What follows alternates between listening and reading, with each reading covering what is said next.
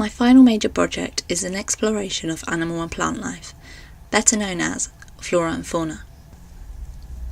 I've been developing my chosen theme over the course of my second and third year at university, and so it has become a continuous point of interrogation within my study.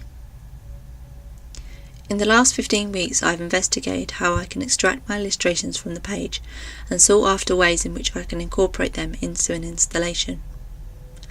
Initially, I looked at mediums and products that I could interlink with each other to create merchandise, exploring ways in which my illustrations could be presented to the general public, and further going on to externalise my work on a market stall in London.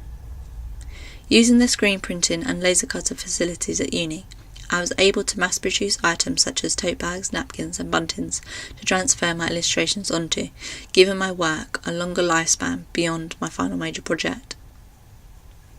Alongside externalising myself in London, I also held a small exhibition in a wooded park that encased my work, creating a narrative. The context that was created exemplified my work and was unique in its portrayal. Upon reflection, I wanted to encapsulate the ideas I was investigating and felt it would be appropriate, if not needed, to form a singular object which embodied everything. As stated in my proposal, my investigation into the possible link of illustration and installation, I then went on to create this final outcome.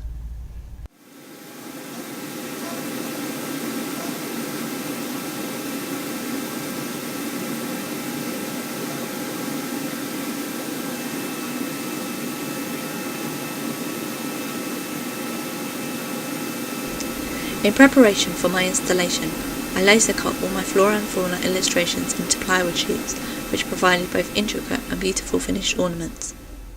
These types of animals are familiar to us because of their captivity. We see them in an environment that goes against their instinct to explore. We are consciously aware of their enclosure and the limitations they have been set. They are continually on display, much like illustration. They are observed and looked over by their audience, which inevitably are forgotten. Illustration is confined by the boundaries in which a stereotype has been set, and very few, in my opinion, have blurred the parameters of what is considered to be illustration.